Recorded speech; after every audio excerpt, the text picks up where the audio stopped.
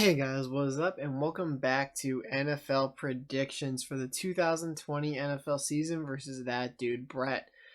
As you can see, I went 14-2 last week, and Brett went 12-4. Both are very good and respectable records on the week, but I'm 2 games better, so that gives me a 4-game lead on the season, which I believe is the biggest lead so far this year.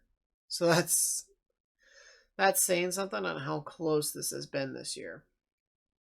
Where Brett and I, most of our picks are the same, and it's 1 game here, 1 game there, where it varies. And sometimes everything's the same.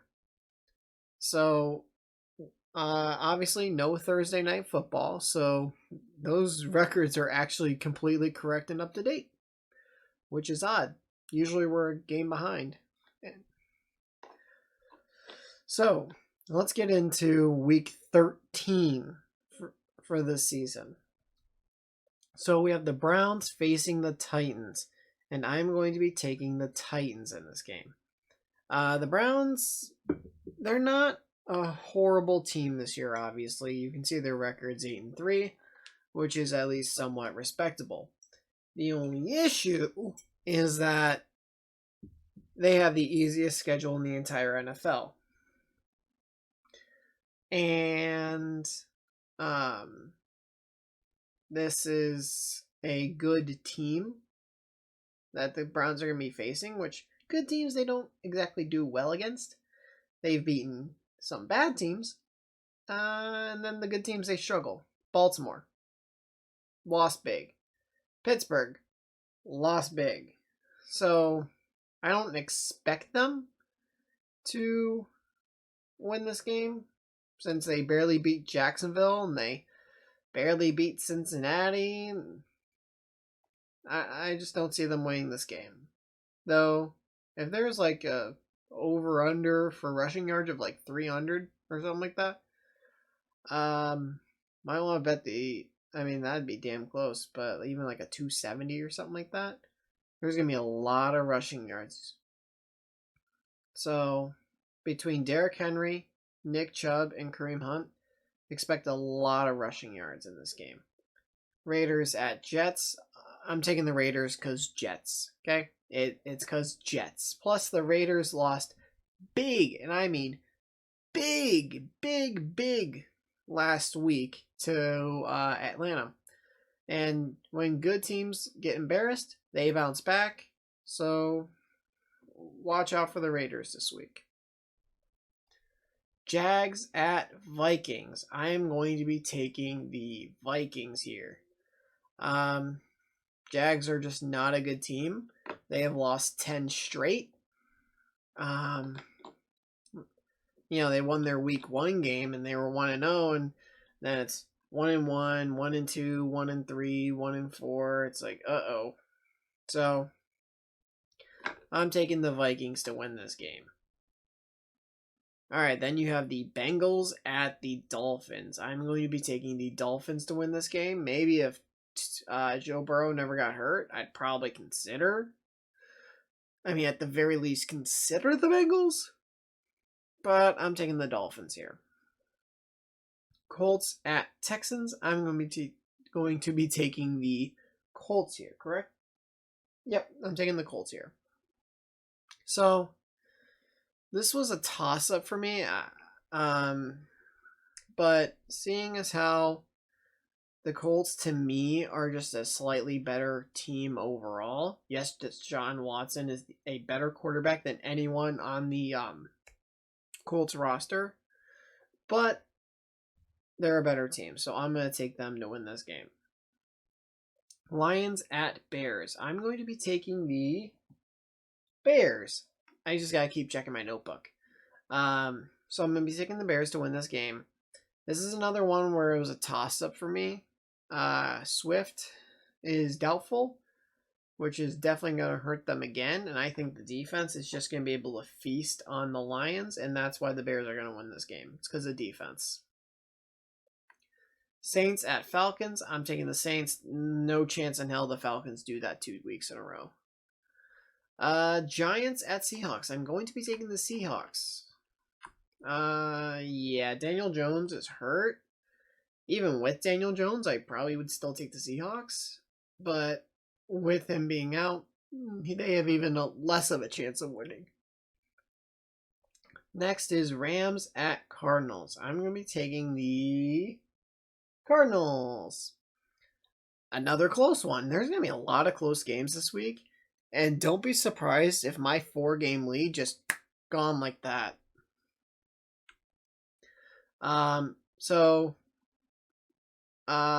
Cardinals. They're an odd team because there's games where you feel like they should have won and they lost, and then you feel like they should have lost and they won. And the Rams, I just don't know. Like, they got Ramsey, and they got that new guy, Williams. And, so they got Aaron Donald still, and they got Goff, and I do believe Whitworth is out for the year, their left tackle. I don't know. It's a very, very close game, and I'm going to take the Cardinals. Patriots at Chargers. I'm taking the Chargers. Justin Herbert, very, very good. And I think he's going to have a little bit of fun with that Patriots defense. And Cam, good luck versus that pass rush, bro. Like Joey Bosa, you're going to be meeting him quite frequently during this game. Eagles at Packers. Taking the Packers, not sure if there's much explanation here, unless Carson Wentz having 2 snaps taken away from him last week snaps him out of whatever slump he's in.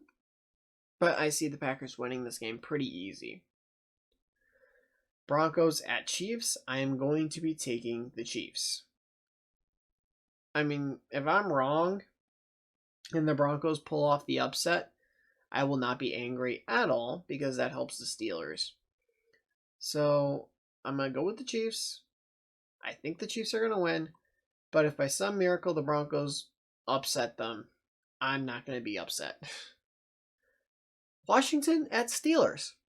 Taking my Steelers. This game was moved because of the simple fact that they played on, Wednesday. So instead of playing Wednesday and then coming to have to play Sunday, the league moved this game to Monday at 5. Just so you still have time for the Bills and 49ers. So, Washington, good team, better than their record shows, I honestly believe. And I still think I said it, so my Steelers I believe are still going to win this game. They'll be 12-0. And I also want to talk about the last game the Steelers played, that Wednesday game versus the Ravens. So, I didn't watch this game. I was at work. I had it on my phone just so every once in a while I could look over. Okay, that's the score. Okay, this team has the ball. Okay, this play just happened. Stuff like that. But I really didn't watch the game until I got home and I was able to go to the DVR and click it and watch it because I DVR'd it. And you can call me crazy, delusional, whatever. But yes, the Steelers did play bad, but I don't think they played as bad as some people think. Right? So, it's basically saying, you're the worst 11-0 team in NFL history. Right, but they're 11-0. So, are they a good team? Like, you don't just waltz in and win 11 games out of 11 by accident. Hell, not even 11 games in a season. That doesn't happen by accident. You still have to be a good team in order to do that. And I want to take a look at just analyze a little bit the score. of the game. It was 19-14, right? Now, most of the Ravens' COVID cases were on offense. Lamar, Ingram, Dobbins, who were both out. Who else? Centers. So they had offensive line issues. They had, all these different COVID cases on offense. Think about how the Ravens scored their 2 touchdowns, right? Short field because of a muffed punt and a 70-yard touchdown. So a long play. Those are cheap, easy touchdowns. Where, okay, yeah, he scored, but, it was a rushing touchdown by Gus Edwards, and then a 70-yard pass by Trace McSorley, not RG3. So to have that is a little interesting. And then, so it's like, yeah, but you didn't earn, and the one time they did go down the field, it ended up being halftime. So, like, the one time they really went down the field, and it ended up being halftime. So, then you go to the Steelers, 19 points, right? Well, so 7 of those were a pick 6. But look at all the drops by the Steelers receivers. All the wide receivers, the tight ends, everyone who dropped all those passes that were dropped. And it's like, they're just drops. Like, they don't do that often. It'd be different if that was like a weekly thing. But that was just, it's not their day catching the ball. I don't know what to tell you. But to have that many drops, the Steelers are a better team than some people are giving them credit for. And that 19-14 win really wasn't as close as some people would say. Because the Ravens' defense, for the most part, was healthy. So you scored 19... Well, hold on. 12. You scored 12 points, right? No, wait. The pick 6 was a missed extra point. So 13. 13 points. You scored 13 points, essentially, against an almost healthy... Because I think they were missing a couple guys, obviously from COVID, but that was mainly on the D-line and maybe actual injuries. But you have guys who are missing for COVID and some for injuries, but it's a mostly healthy defense. And you had all these drops. Deontay dropped a touchdown pass. It was a quick slant, and it really, literally hit him right at his numbers, and he just dropped it. So, to say the Steelers are a bad team, I think is inaccurate. But I also don't think that they're as overrated as some will say. Now, did the Steelers play bad? Yes, they did. But there's a difference between being a bad team and playing bad.